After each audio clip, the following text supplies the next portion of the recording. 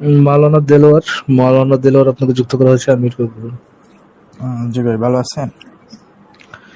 জি ভালো আছি, আশা করি আপনিও ভালো আছেন। বলেন, আপনি কি নামটা দিয়েছেন মাওলানা দেলোয়ার হোসেন সাইদির নামে? না ভাই, সাইদিন নামে না, আমার নামই দেলোয়ার, আমি মাওলানা। আরে মাওলানা দেলোয়ার। আরে ভাই, বলেন ভাই বলেন, I can feel What your a pain, বলেন। coincidence, হ্যাঁ ফারাজ ভাইয়া? সাইদের সাথে আমার কোনো সম্পর্ক নাই ভাই, আমার বয়সও অল্প। আপনার পিতামাতা কি সাইদি সাহেবের উপর ইমপ্রেসড হয়ে আপনার নাম দিয়েছে যে মাওলানা দেলোয়ার হোসেন?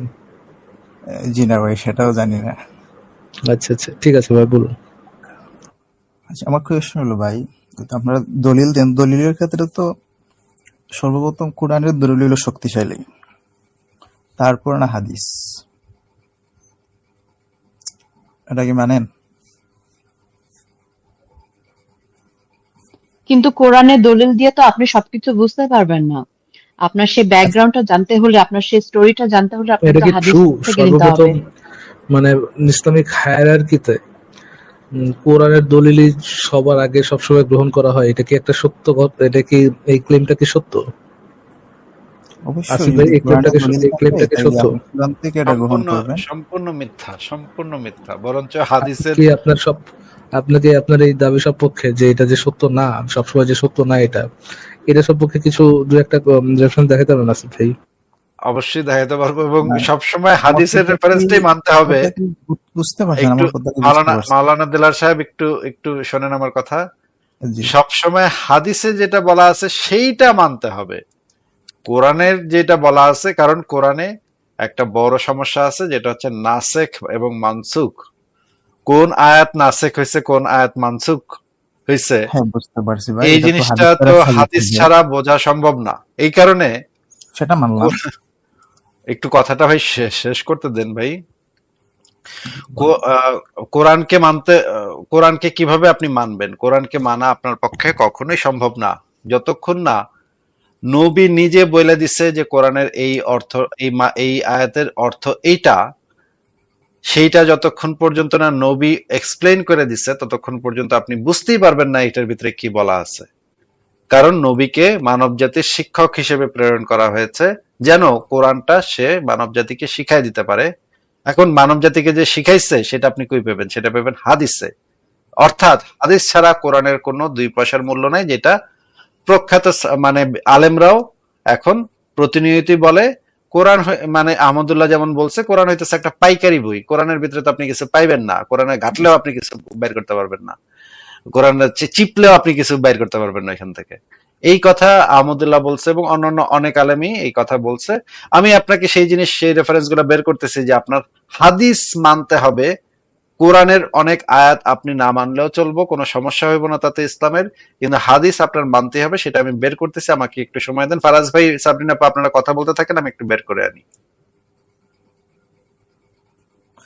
ভাই, আমার কোয়েশ্চন হইলো, হাদিস তো মানতে হবে, মানলাম, কিন্তু কোরআনে যদি সেটা পাওয়া যায় তাহলে তো হাদিসের দরকার নাই। আর কোরআনের মধ্যে যদি ওইটা পাওয়া না যায় তাহলে হাদিস মানবে, মানে হাদিস দেখবে।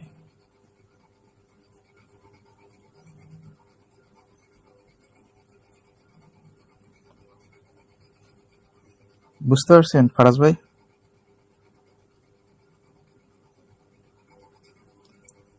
আচ্ছা, আমি তো ভাবছিলাম আসিফ ভাই কথা বলতেছে। ওর জন্য তো একবার একটু বলেন তো ভাই। বলছি, যদি কোরআনের মধ্যে এটা পাওয়া যায়, বিষয়টা যদি পাওয়া যায় তাহলে তো হাদিসের দরকার নেই। যদি কোরআনের মধ্যে বিষয়টা পাওয়া না যায় তখন আমরা হাদিস দেখব। এটা সম্পর্কে একটু রেফারেন্স দেখান তো ভাই।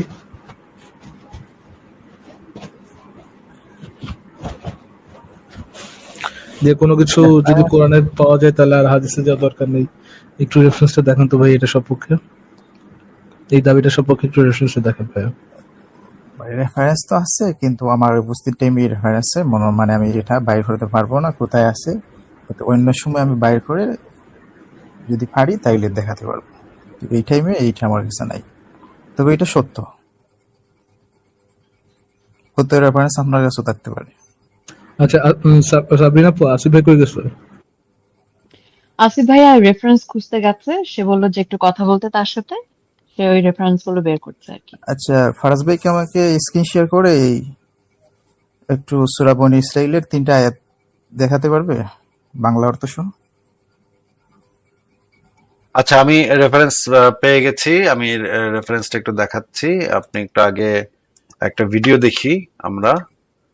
ভিডিওটাতে আহমদুল্লাহ সাহেব কি বলে সেটা একটু শুনি, তারপর আমরা রেফারেন্স গুলোতে যাব। আহ, এটা হচ্ছে আহমদুল্লাহ সাহেবের বক্তব্য, আমরা একটু শুনি।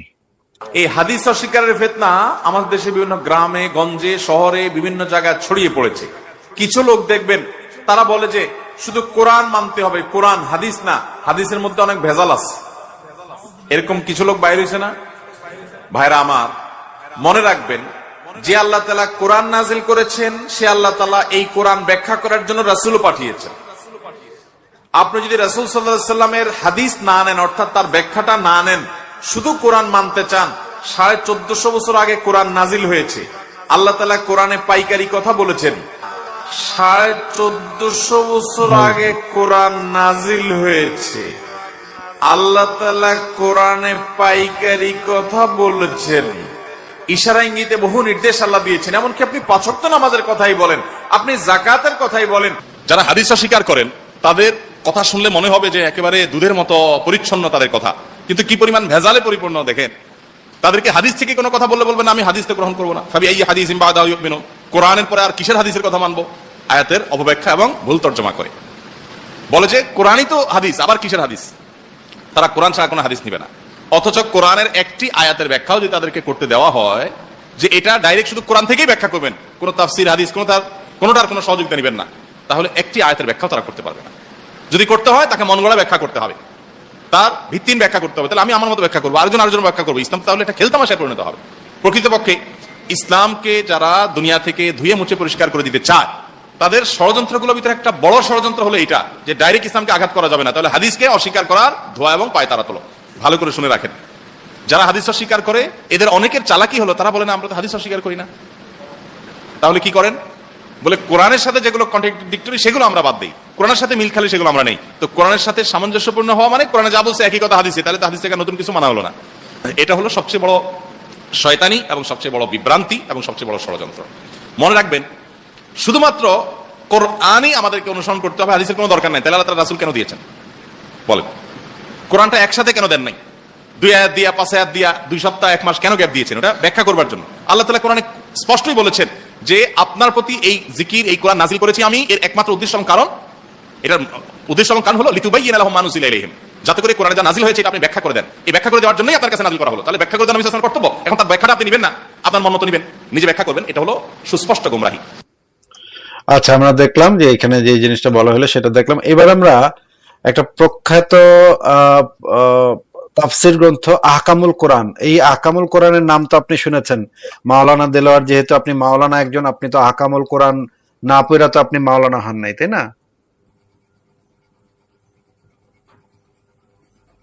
না ভাই, মাওলানা আমি দেলোয়ার, আমার পুরান নাম শুনি নাই ভাই, এটা কার লেখা ভাই? আপনি আহকামুল কোরআন গ্রন্থটার নাম শোনেন নাই? না ভাই। এ তো বিরাট অদ্ভুত কাণ্ড। তো আপনি কোনো, তাহলে তো কনভারসেশন এখানেই শেষ হয়ে যায় আসিফ ভাইয়া। এ তো বিরাট অদ্ভুত কাহিনী তো ভাই। তাহলে তা সন্দেহ হচ্ছে আপনি কি নাস্তিক নাকি? একটু বলেন তো ভাই, আপনি মনে না হচ্ছে। ভাই, আমি নাস্তিক না। আমি তো এখন মানে নিশ্চিত হইতে পারতেছি না। আপনি একটা, যেহেতু আপনি মাওলানা, একটা সূরা আমাদেরকে পড়ে শোনান তো ভাই। কোন সূরা পড়বো ভাই? সূরা, আপনি আয়াতুল কুরসিটা পড়েন। আউযু বিল্লাহি মিনাশ শাইতানির রাজিম। আল্লাহু লা ইলাহা ইল্লা হুয়াল হাইয়ুল কাইয়্যুম লা তা'খুযুহু সিনাতুন ওয়া লা নাওম লাহু মা ফিস সামাওয়াতি ওয়া মা ফিল আরদ মান যাল্লাযী ইয়াশফা'ু 'ইনদাহু ইল্লা বিইذনিহি ইয়া'লামু মা বাইনা আইদিহিম ওয়া মা খালফাহুম ওয়া লা ইউহীতুনা বিশাইইন মিন 'ইলমিহি ইল্লা মা শাআ ইন্নাল্লাহা 'আযীযুন হাকীম। আচ্ছা ঠিক আছে, তাহলে আমার কাছে খুবই অদ্ভুত ঠেকতেছে যে আকামুল কোরআন, আপনি নামও শুনেন নাই, প্রথম নাম শুনলেন। আচ্ছা ঠিক আছে, আমরা একটু আকামুল কোরআন গ্রন্থ থেকে দেখি। এটা তো ভাই কওমি ভাষার কোনো সিলেবাসে তো না, এটা দাওরা পর্যন্ত কোনো সিলেবাসে আহকামুল কোরআন পড়ানো হয় নাই। আকামুল কোরআন তো আপনি কি কওমি মাদ্রাসায় পড়ছেন নাকি? কওমি তো পড়ছি, আলিয়াতে আমি আলিম পর্যন্ত পড়ছি। আচ্ছা, ভাই এটা তো আলিয়া ভার্সিটিতে পড়া মাদ্রাসাতে লাগে। তো থাকার কথা, আলিয়া মাদ্রাসাতে তো এটা তো আছে বলে আমি জানি, আমার যতদূর ইনফরমেশন আমার কাছে আছে, এটা আলিয়া মাদ্রাসাতে তো ও এটা তো পড়ানো। আলিম পর্যন্ত না, হয়তো কিবা কামিল ফাজিলে দেখতে পারে। আচ্ছা ঠিক আছে, আপনি একটু তাহলে আমাদেরকে পড়ে শোনান, এটা একটা গুরুত্বপূর্ণ তাফসির গ্রন্থ, আপনি একটু পড়ে শোনান আমাদেরকে, এখানে কি লেখা আছে। ভাই নাসেখ মানসুখের আয়াত সম্পর্কে তো আমি জানি এটা। না না না, আপনি এটা একটু পড়ে শোনান আমাদেরকে, কি লেখা আছে আমরা শুনি এখানে। কাজী উপরোক্ত আয়াত থেকে প্রমাণিত হয় যে সুন্নাতের কোরআন আয়াত মনসুখ হওয়া, কোরআনের বিপরীত কথা হাদিস দ্বারা প্রমাণিত হলে হাদিসকে অগ্রাধিকার জায়েজ। ওয়েট আয়াত ওয়েট, এই কথাটার মানে কি? এই কথাটার মানে কি? কোরআনের বিপরীত কথা হাদিস দ্বারা প্রমাণিত হলে হাদিসকে অগ্রাধিকার দেয়া যায়, এই কথাটার মানে কি ভাই? ওই তো ঘুরে ফিরে এক কথাই ভাই, মানে যেটা কোরআনে পাওয়া যাবে না, যদি ওইটা হাদিসের সমাধান মিলে তাইলে তো হাদিসেই মানা যাবে। না না, আর যেটা কোরআনে পাওয়া গেছে কিন্তু কোরআনের বিপরীত কথা হাদিসে আছে, তাহলে কোনটা মানতে হবে ভাই? যে এই সুন্নাত দ্বারা কোরআনের কি বলছে, খালি উদ্ধৃত আয়াত থেকে প্রমাণিত হয় যে সুন্নাত দ্বারা কোরআনের আয়াত মনসুখ হয়, তো কোরআনের বিপরীত কথা হাদিস দ্বারা প্রমাণিত হলে হাদিসকে অগ্রাধিকার দেওয়া হয়। হ্যাঁ, একটু যদি বুঝাই দিতেন আপনি, বা নিজের ভাষায় এখন বুঝান। এটা বলতেছে যদি হাদিস দ্বারা প্রমাণিত হয় তাহলে এটাকে হাদিস মানতে হবে, কোরআন মানতে হবে না। ওইটা তো কোনো কোরআনের বিপরীত কথাটা মানে, মনে করেন কোরআনে একটা কথা বলা আছে, সেটার বিপরীত কথাটা হাদিসে বলা আছে, তাহলে কোনটাকে মানতে হবে মুসলমানের? বা এই কথার সাথে আমি একমত নাই। আপনি একমত কিনা দ্বিমত সেটা তো জানতে চাচ্ছি না ভাই, এই তাফসীর গ্রন্থে কি লেখা আছে সেটা জানতে চাচ্ছি। এখানে তো বলা হচ্ছে হাদিসকে মানতে হবে। ও মানে কি, মানে কোরআনের বিপরীত কথাটা যদি হাদিস দ্বারা প্রমাণিত হয় তাহলে হাদিসকে অগ্রাধিকার দিতে হবে নাকি? ওইখানে তো এটাই বলা আছে ভাই, এখন এই আচ্ছা তাফসীর ঠিক আছে, কতটুকু মানে এই কথাটা বলা আছে, ঠিক আছে। এই যে এবার আমরা শুনি, এই যে এখানে কি বলা আছে, যেমন এই আল্লাহর এই কথাটা এই আয়াত থেকে মানসুখ করা হয়েছে এই কথাটার দ্বারা, এবং এরকম অনেকগুলো আয়াত আছে যেগুলোতে এই কথাটাকে মানে মানসুখ করা হয়েছে এই কথাটা দ্বারা, মুশরিকদেরকে যেখানে পাবে হত্যা করবে। তার মানে আমরা একটা তাফসীর গ্রন্থ থেকে দেখলাম যে কোরআনের বিপরীত কথা যদি হাদিসে পাওয়া যায় তাহলে হাদিসটা অগ্রাধিকার পাবে, কারণ কোরআনের ভিতরে নাসেখ মানসুখ আছে, আচ্ছা ভাই, কোনটা আগে আসছে কোনটা পরে আসছে সেটা ধারাবাহিকভাবে কোরআনের ভিতরে বলা নাই। কোরআনের সূরাগুলা ধারাবাহিকভাবে সংকলিত করা হয় নাই, আগেরটা আসছে পরে, পরেরটা আসছে আগে। আপনি একটু বলেন তো, কোরআনের সূরাগুলো কি ধারাবাহিক ভাবে আসছে নাকি না আগ না পরে আসছে? ধারাবাহিক আসে না এগুলো, আসছে তাহলে ওইটা বললাম। ধারাবাহিকতাটা আপনি কিভাবে জানবেন? যদি আপনি ধারাবাহিকতাটা না জানেন তাহলে লাস্টে যে আয়াতগুলো আসছে সেগুলোই তো ইসলামের বিধান হিসেবে পরিগণিত হবে। যদি ধারাবাহিকতাটা না জানেন তাহলে আপনি কিভাবে বুঝবেন যে কোনটা লাস্টে আসছে? এটা তো নবীজি বলিয়া দিছে, সাহাবায়ে কেরাম লেখছে যেভাবে বলছে সেটা সেভাবে। কোথায় পাইছেন? এই ইনফরমেশনটা কোন জায়গা থেকে আপনি পাইবেন? কোরআন থেকে পাইবেন নাকি হাদিস থেকে পাইবেন? কোরআনে কি এরকম বলা আছে যে এই আয়াতটা ব্র্যাকেটে কি কোথাও লেখা আছে এই আয়াতটা পরে আইছিল, এই আয়াতটা এত সালে না আইছিল? এরকম কিছু লেখা নাই। এই জিনিসটা আপনি জানবেন কই থেকে? হাদিস থেকে জানবো। ও, তাহলে আপনি কোরআনের যে বিধান কোনটা অ্যাপ্লিকেবল হবে এটা আপনি জানবেন। মনে করেন কোরআনে তো বলা আছে যে তোমরা মদ খেয়ে নামাজের ধারে কাছে যেও না। এখন আমরা মনে করেন মদ খাইলাম, আচ্ছা নামাজের আগে আমরা মদ খাইলাম না, নামাজ পড়া শেষে তারপরে মদটা খাইলাম। এটাকে যদি আমরা সর্বশেষ আয়াত এবং ইসলামের বিধান ধরি, তাহলে তো আমরা নামাজের আগে পরে তো মদ খাইতে পারি নাকি? না, ও, তাহলে এটা যে লাস্টে আসে নাই সেটা আপনি কোথা থেকে প্রমাণ করবেন? হাদিস থেকে। ও, তাহলে কোনটা মানতে হবে, কোনটা অগ্রাধিকার পাবে এই ক্ষেত্রে, এই সমস্ত ক্ষেত্রে? এটা তো সেই তো একই জায়গায় ভাই, মানে যেইটা কোরআনে মিলবে না আচ্ছা, এটা হাদিস থেকে। মোহাম্মদকে তো একবার আল্লাহ হুকুম দিছিল যে এরপরে আর কোন নারীকে গ্রহণ করা তোমার জন্য বৈধ নয়। যখন মোহাম্মদের বিবিদের সাথে কাজ্জাকাচাল হইতেছিল তখন মোহাম্মদের স্ত্রীদেরকে খুশি করার জন্য আল্লাহ একটা আয়াত নাজিল করলো, এরপরে আর কোন নারীকে গ্রহণ করা তোমার জন্য বৈধ নয়। তুমি যে কটা, এরপরে তো মোহাম্মদ বিয়ে করছিল কয়েকটা নাকি? সে আয়াত সম্পর্কে ভাই আমি শুনি নাই, ও তো এখন ফার্স্ট শুনছি। এই আয়াত আপনি শুনেন নাই? সূরা আহজাবের ভিতরে এই আয়াত আছে। এরপরে অন্য কোন স্ত্রী গ্রহণ করা তোমার জন্য নিষিদ্ধ করা হইলো। আল্লাহ যে এই হুকুমটা জারি করলো, আচ্ছা আমি আপনাকে বের করে দেখাচ্ছি। তাহলে আচ্ছা দিয়ে লাগবে না, আমি মেনে নিছি আপনার কথা। না না, আমরা ভাই দলিল ছাড়া কোনো কিছু বলি না তো। এটা তো বললে তো আপনার হবে না। আমরা তো একদম রেফারেন্স গুলা বাইর করি, রেফারেন্স বাইর করে তারপরে আমরা কথাবার্তা বলি। আমরা একটু এই আয়াতটা একটু আমরা পড়ি যে আহ আয়াতটার ভিতরে কি বলা আছে আমরা একটু পড়ি। নবীকে আল্লাহ পাক একটা হুকুম দিল যে এরপরে আর কোন স্ত্রী গ্রহণ করা তোমার জন্য বৈধ নয়। এইটা আমরা একটু পড়ি, দেখি। দেখেন এখানে কি লেখা। আহ অথবা এটা কোন নারী হচ্ছে তোমার জন্য বৈধ নয়, তার এটা পরিবর্তে হচ্ছে অন্য। সূরা আহজাবের 52 নম্বর আয়াত। একটু যদি আমাদেরকে পড়ে শোনাইতেন। এরপর তোমার জন্য এদের অতিরিক্ত যারা আছে তাদের অতিরিক্ত অন্য স্ত্রী গ্রহণ করা হালাল নয়, এবং তোমার স্ত্রীদের তালাক দিয়ে পরিবর্তে অন্য স্ত্রী গ্রহণ করা হালাল নয়, যদিও অন্যদের সৌন্দর্য তোমাকে বিমোহিত করে। বিমোহিত করে। মানে তুমি যদি মাইয়া দেখা ইয়াও হয়ে যাও, বাইশাও যাও, তারপরেও এরপরে তুমি আর কাউরে বিয়ে করতে পারবে না। তবে এইটা তোমার মালিকাধীন দাসী ছাড়া। আচ্ছা। মালিকাধীন দাসীদের সাথে করা যাবে, কিন্তু বাদ বাকি বিয়ে করা যাবে না। বিয়ে করাটা এই আয়াত দ্বারা নিষিদ্ধ, মুহাম্মদের জন্য নিষিদ্ধ করা হইল নাকি ফার্দার বিয়ে করা। এবার আমরা যদি আমরা দেখি যে মোহাম্মদ মৃত্যুর 2 মাস আগে একটা বিয়ে করছিল, অনেকগুলো এরপর অনেকগুলাই বিয়ে করছে, মৃত্যুর 2 মাস আগে একটা বিয়ে আচ্ছা ভাই, করছিল। আমরা এদিকে না যাই, ঠিক আছে, বিয়ে করছে। আচ্ছা তাহলে ভাই এটা হইলো কেমনে? কোরআনের এই আয়াত মানে ইয়া তো ইয়া হয়ে গেছে। এই আয়াত তো আল্লাহ মানে নিজে মোহাম্মদই তো এটা মানে নেই। এই আয়াত আল্লাহর সরাসরি নির্দেশনা, কোরআনের আয়াতই তো মোহাম্মদ মানে নেই। তাহলে হইলো কেমনে? বুঝতে পারছি ভাই।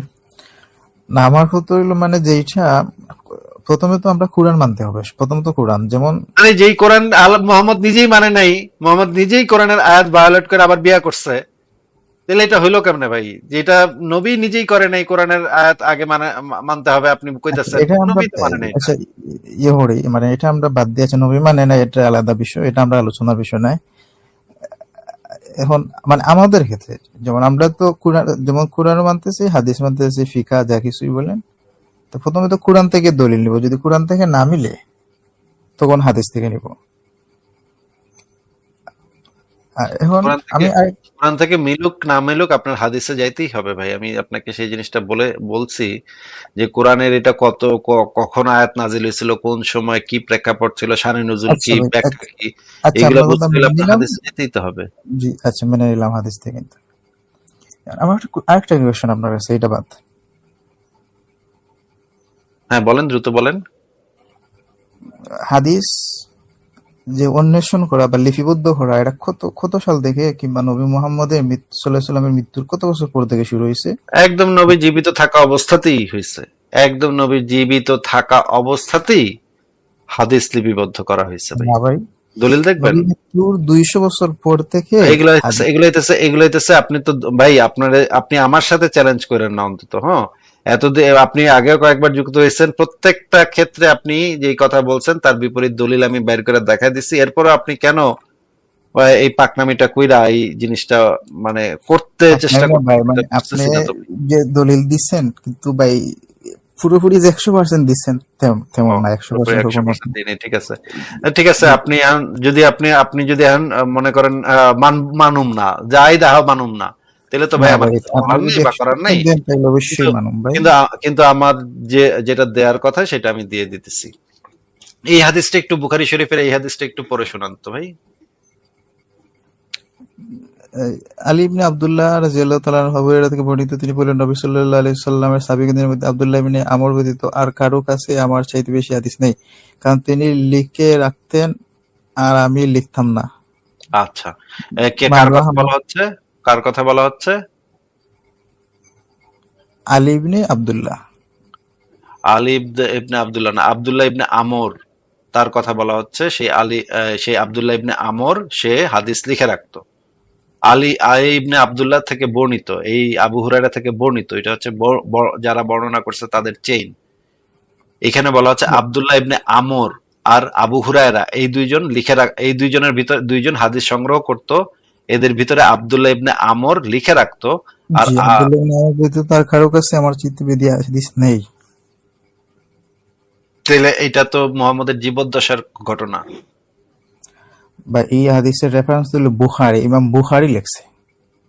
ইমাম বুখারী তো হাদিস লেখে নাই, ইমাম বুখারী হাদিস সংগ্রহ করছে। আপনি তো ভাই ইমাম বেসিকই জানেন না। আপনি মাওলানা হয়েছেন কই থেকে ভাই? আপনার কে সার্টিফিকেট দিছে মাওলানা? সার্টিফিকেট ফাইন্ডার ভাই, সার্টিফিকেট সারা হয়েছে। আচ্ছা ভাই ইমাম বুখারী হাদিস লেখে নাই, ইমাম বুখারী হাদিসের সংকলক, ইমাম মুসলিম আচ্ছা, হাদিসের জি, সংকলক। সংকলক, ঠিক সংকলক আর আছে ভাই। লেখক কারে আলাদা যে জিনিস সেটা বুঝেন?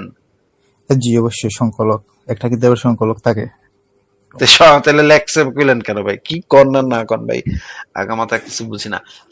কিন্তু ভাই ইমাম বুখারী তো আর সরাসরি আব্দুল্লাহ ইবনে উমরের কাছ থেকে লেখে নাই। সেটা তো আমি বলি শুনলেন? নাই যে সরাসরি আব্দুল্লাহ ইবনে আমর থেকে লিখছে, সেটা তো আমি বলি নাই।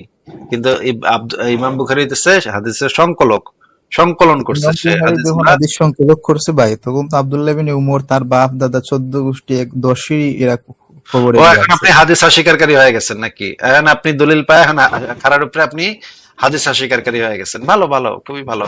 এখন আপনি হাদিসও মানবেন না, কইবেন হাদিসের ভিতরে ভুল আছে, হাদিসের ভিতরে অমুকে তমুকে চক্রান্ত করে নাস্তিকরা ভিতরে ভিতরে ঢুকাই দিছে। আচ্ছা, এই হাদিসটাও আপনি পড়তে পারেন, আপনাকে দেখাই দিলাম। এই সাথে এই হাদিসটা পড়তে পারেন, 119 নম্বর হাদিসটা। এই যে দেখেন, আবু হুরায়রা খেয়ে না খেয়ে তুষ্ট থেকে রাসূলুল্লাহ সাল্লাল্লাহু আলাইহি ওয়াসাল্লামের সাথে লেগে থাকতো, তাই তারা যখন উপস্থিত থাকতো না তখন সে উপস্থিত থাকতো এবং মুখস্থ করতো না, সে মুখস্থ করে রাখতো, মানে সে হাদিস মুখস্থকারী ছিল। এখান থেকে পরিষ্কার বোঝা যাচ্ছে। আলীর হাদিসও আছে, আলী থেকেও বর্ণিত আছে। আলীরও একটা মানে মুসাফ ছিল, সহিফা ছিল। সহিহ বুখারী 1749 নম্বর হাদিস, আলী থেকে বর্ণিত। তিনি বলেন, আমাদের নিকট আল্লাহর কিতাব এবং নবী সাল্লাল্লাহু আলাইহি সাল্লাম থেকে বর্ণিত এই সহিফা ছাড়া আর কিছুই নাই। এটা হযরত আলী বলতেছে। হযরত আলীর কাছে একটা বই ছিল, যে বইয়ের ভিতরে সে মুহাম্মদের বক্তব্য লিখে রাখতো, যেটা সে বলতেছে এই সহিফা ছাড়া আর কিছু নেই। দুইটা জিনিস আছে, একটা হইতেছে আল্লাহর কিতাব আর একটা হইতেছে মুহাম্মদ থেকে যে সহিফা। বর্ণিত যে সহিফা, সেটার কথা বলা হচ্ছে। আচ্ছা এর ভাই, মানে তো ওই হযরত যুগে আলী তো লিখে রাখতো। কলম খাতা আরো কলমই একটা ছিল হাদিস না, তাহলে আরো একটা সহিফা হাদিস পড়ি কিভাবে আমরা লিখে রাখলো? সহিহ বুখারী থেকে, আমরা পড়ি সহিহ বুখারী 2833 নম্বর হাদিস। এখানে দেখেন, আবু জুহাইফা থেকে বর্ণিত, আলীকে জিজ্ঞেস করলাম আল্লাহর কোরআন সম্পর্কে যে জ্ঞান দান করেছে এবং সহিফার মধ্যে যা রয়েছে, এছাড়া আমি কিছু আর জানি না। আমি বললাম এই সহিফাতে কি আছে? তিনি বলেন দিয়াতের বিধান। এই যে দেখেন, দিয়াতের বিধান, বন্দী মুক্তিকরণ এবং মুসলিমকে কোনো কাফেরের পরিবর্তে হত্যা করা না হয় এ সম্পর্কিত নির্দেশ। এই যে মুসলিমকে কোনো কাফেরের পরিবর্তে হত্যা করা না হয়, এইটা কিন্তু কোরআনের কোথাও নাই, এটা শুধুমাত্র হাদিস থেকে প্রমাণিত। যে কোনো মুসলিমের বিপরীতে কোনো মুসলিম যদি কোনো কাফেরকে মাইরা ফেলে, তাহলে সেই মুসলিমকে মৃত্যুদণ্ড দেওয়া যাবে না, এটা হাদিস থেকে। এবং একই সাথে এই যে আবু হুরায়রা যে ছিল, আবু হুরায়রা তার একজন ছাত্র ছিল হাম্মাম ইবনে মুনাফবিহ, সে একটা হাদিস সংকলন করছিল। আবু হুরায়রার ছাত্র হাম্মাম ইবনে মুনাব্বি একটা হাদিস সংগ্রহ করছিল, সেই হাদিস সংগ্রহটা হিজরি 58 সালে সেটা সংকলিত হয়ে যায়। এবং এই হাদিস গ্রন্থটার একটা কপি বর্তমানে পাওয়া গেছে, যেটা ডক্টর হামিদুল্লাহ, এই যে প্রাচীন যে পান্ডুলিপিটা পাওয়া গেছে, সেই পান্ডুলিপিটা থেকে কিছুটা অংশ, পুরোপুরি সে করতে পারে নাই বাইর, কিন্তু কিছুটা অংশ সে বাইর করতে পারছে এবং সেটা সে বর্তমান আরবিতে অনুবাদ করে এইটা বর্তমানে বাজারে পাওয়া যায়। এই ডক্টর হামিদুল্লাহর যে হাদিস গ্রন্থ, এই যে হাম্মাম ইবনে মুনাব্বির যে হাদিস গ্রন্থটা, জি সেটা হাম্মামে মনে হামিদুল্লাহ যে করছে, কম্পাইল করছে, সেটা পাওয়া যায়, যেটা হচ্ছে সবচেয়ে প্রাচীন হাদিস গ্রন্থগুলোর ভিতরে একটা। 2 নম্বর বিষয় হচ্ছে মুয়াত্তা মালিকের যে হাদিস গ্রন্থ, যেটাকে জি মুয়াত্তা মালিক বলা হয়, সেই হাদিস গ্রন্থটা লিখিত হয়েছে যে ইমাম মালিক, সেই ইমাম মালিকের জন্ম হইতেছে 93 হিজরিতে এবং মৃত্যু হইতেছে 179 হিজরিতে। এইটা বর্তমানে পাওয়া বহুল প্রচলিত সবচেয়ে প্রাচীন হাদিস গ্রন্থ, যেই ইমাম মালিকের জন্ম হয়েছে 93 হিজরিতে, মানে মুহাম্মদের মানে মৃত্যুর 100 বছরের ভিতরে এই মুয়াত্তা 1 থেকে 150 বছরের ভিতরে এই মুয়াত্তা মালিক হাদিস গ্রন্থটা লিখিত হয়ে গেছে, যেটার ভিতরে বহু হাদিস আছে। এবং একই সাথে ইমাম আবু হানিফারও একটা হাদিস গ্রন্থ আছে, যেটাকে বলা হয় কিতাবুল আসার। যদিও জি এই কিতাবুল আসার গ্রন্থটাকে নিয়ে বিভিন্ন কিছু আলেমের ভিতরে মতবিরোধ আছে, কিন্তু এইটাও একটা প্রাচীনতম হাদিস গ্রন্থ। আপনি যে বললেন 200-300 বছর পরে হাদিস লেখা হয়েছে, এগুলা ভাই আপনি কোন বলদে আপনারা কইছে যে 200-300 বছর পরে হাদিস লেখা হয়েছে? কোন বলদে আপনারা কইছে? একটু যদি সেই বলদের নামটা বলতেন। আচ্ছা ভাই, আচ্ছা আমার এখন আরেকটা কোয়েশ্চন। আর একটা কোশ্চেনে যাওয়ার আগে আপনি আগে একটু বলে নেন যে আমি কি আপনাকে দলিল দেখাইছি নাকি গ্রহণযোগ্য দলিল দেখাতে পারিনি, আপনার মন মতো দলিল দেখাতে পারিনি। কারণ আপনাকে যে দলিল দেখে আপনার তো মন মতো হয় না ভাই, আপনি তো বলেন যে না ভাই সঠিক রেফারেন্সটা আপনি দেখাতে পারলেন না, আমার মন মতো হইলো না। আমি আচ্ছা জানি যে যাই রেফারেন্সে আপনারা দেখাই না কেন আপনার মন মতো তো হইব না, কিন্তু আমি তো এই রেফারেন্স গুলো দেখাইলাম যে আপনি যেটা বললেন সেটা সম্পূর্ণ বিপরীত মানে প্রমাণাদি আমি দেখাইলাম। যদিও আপনার কাছে মন মতো হইব না এটা আমি জানি, কিন্তু আমি কি দলিল দেখাইছি কিনা সেটা বলেন। আর বিপরীতে আপনি দেখাচ্ছেন তাই না? আপনি কোন দলিল কি এই পর্যন্ত দেখাইছেন কিনা, যতবার আমার সাথে যুক্ত হয়েছেন আলোচনাতে একবারও কোনো দলিল দেখাইছেন কিনা? না ভাই দলিল নিয়ে তো আসি নাই, মানে আমি যদি আপনার সাথে দলিল নিয়ে আসতাম বলে বাহাস করতাম, আমি তো বাহাস করার জন্য দলিল নিয়ে আসি নাই ভাই, আমি তো জানার জন্য না আসছি আপনি কোনো দলিল দেখাবেন না, কিন্তু আমি যে দলিলগুলো আপনার দেখাবো সেগুলা একটা আপনার মনতো হবে না। আমি যদি কোনোদিন দলিল নিয়ে আসি ভাই তাহলে আপনাকে অবশ্যই দেখাবো। তাহলে তো আমার পুরো উড়াই দিবেন নাকি দলিল নিয়ে এসে নাকি?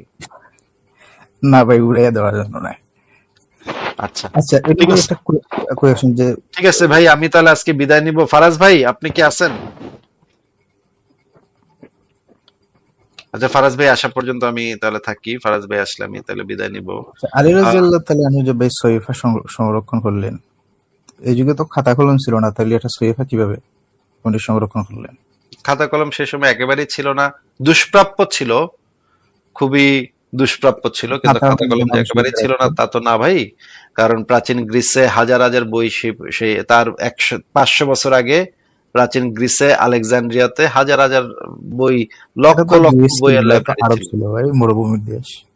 সেটা তো ভাই মানে বিচ্ছিন্ন কোনো অঞ্চল ছিল না, সেখানে তো ট্রেড হইতো, ব্যবসা বাণিজ্য হইতো, বিভিন্ন মানুষ ইন্ডিয়া থেকে চন্দন কাঠ পর্যন্ত নিয়ে আরব দেশে যাইতো, সেখানে গিয়ে বেচতো, এইখান থেকে জিনিস নিয়ে ওইখানে যাইতো, ওইখান থেকে চীন থেকে জিনিসপত্র নিয়ে ওই আরব দেশে যাইতো, আরব দেশে গিয়ে বেচতো, আরব দেশের থেকে আবার ওই সিরিয়া যাইতো, আবিসিনিয়া যাইতো, মানে মিশর যাইতো, মিশর পর্যন্ত গিয়া তারা বেচে বেচে আসতো।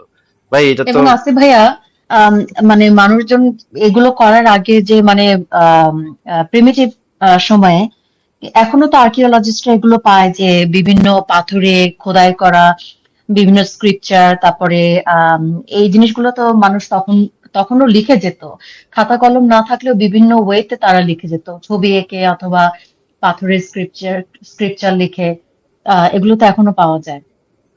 কিন্তু সাবরিনা আপু উনি তো আরো বড় ধরা খাইতে যাচ্ছে, এই কথা বইলা উনি আরো বড় ধরা খাইতে যাচ্ছে, তাহলে তো কোরআনই কোরআন যে বিভিন্ন পাতার উপরে, কাগজের উপরে, হাড্ডির উপরে এইভাবে লিখিত যে ওসমান যখন কোরআন কম্পাইল করে তখন এগুলো সবগুলো নিয়ে আসতে বললো, এই সব নিয়ে আসো, তোমাদের কাছে যার যত যেইখানে যেই চিপা চাপায় যে কোরআনের আয়াত লেখা আছে সব নিয়ে আসো। তারপরে নিয়ে আসার মাঝখানে পরে কি হলো, আসিফ ভাইয়া, একটা শয়তান ছাগল সে হ্যাঁ কিছু ওই খেয়ে ফেলে। ছাগলগুলোরও কাজ নেই আর কোনো। এটা তো মনে হাদিস থেকে পাইছেন ছাগলের কথা, এটা তো কোরআন থেকে নাই ভাই। কোরআনে এটা থাকবো কেমনে? কোরআনে জয়ী এটা হাদিস, কোরআনে এটা থাকবো কেমনে যে এটা মোহাম্মদের হাদিসও নাই ভাই, এটা ইন্তেকালের পরে বুখারী মোহাম্মদের মুসলিমের হাদিস ইন্তেকালের, না। আচ্ছা এটা হাদিসে কেমনে থাকবে এটা তো আমি বুঝলাম না। মোহাম্মদের ইন্তেকালের পরে একটা ছাগল আইসা সেটা খায়া লাইলো, মোহাম্মদ মরে গেছে, তো কোরআনটা নাজিল হইব কার উপরে যে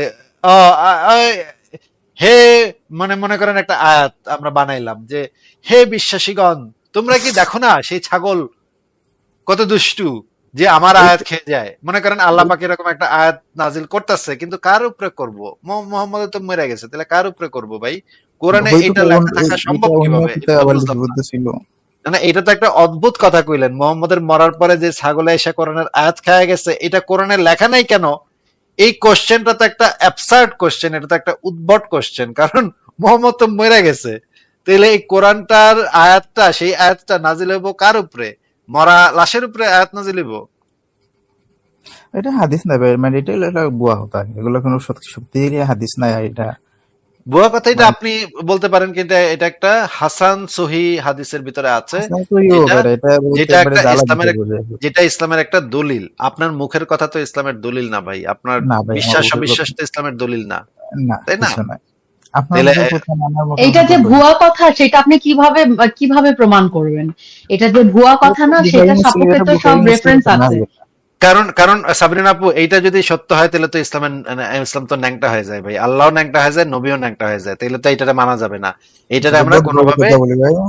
কোনোভাবে এটারে আমরা লুকায় ফেলবো, আর লুকাইতে না পারলে কমু যে এইটার হাদিসটার ভিতরে গন্ডগোল আছে, এটা আমরা মানি না, কারণ ছি, এটা ছি, মানলে শেষ পর্যন্ত সমস্যা একটা ছাগল এসেই করে ফেললো। ছি, না এইটা তো ছাগল আপনারা এসে তো আল্লাহর করতে পারবেন না। আল্লাহর ইয়ে মেরে দিল, তাই না? ছাগল এসে আল্লাহর ইয়ে মেরে দিল নাকি?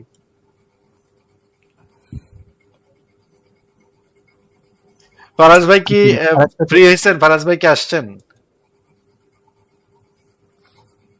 আচ্ছা, ফারাজ ভাই এখনো আসেনি। ঠিক আছে, আমরা তাহলে মাওলানা দেলোয়ার ভাই, আপনার কি কোনো স্পেসিফিক আলোচনা আছে বা স্পেসিফিক পয়েন্ট আছে? জি ভাই, দুইটা পয়েন্ট আছে। বলেন। এই যে আপনি যদি এটা মানি না, ওইটা বিশ্বাস করি না, এগুলা বললে তো ভাই আলোচনা আগাবে না। আমাদের তো দলিলের উপর আলোচনা করতে হয়। জি আপনার কি অবশ্যই মনে হয়, আমার কি মনে হয়, এই মনে হওয়া হই দিয়ে তো ভাই আমাদের আলোচনা চলে না ভাই। হ্যাঁ, জি আপনার ভাই, কাছে মনে হইতেই পারে একটা কিছু, আমার কাছে অনেক কিছু মনে হইতেই পারে, কিন্তু মনে হওয়া হই দিয়ে তো ভাই আলোচনা চলবে না। মনে হওয়া হই নিয়ে যদি আপনি আলোচনা করতে চান, আপনি টঙের দোকানে গিয়ে আলোচনা করেন, কিন্তু আমাদের এখানে আলোচনা করতে হইলে তো ভাই আপনার দলিল লাগবে, বা দলিল প্রমাণের উপরে আমাদের আলোচনাটা চালাইতে হবে। হ্যাঁ, অবশ্যই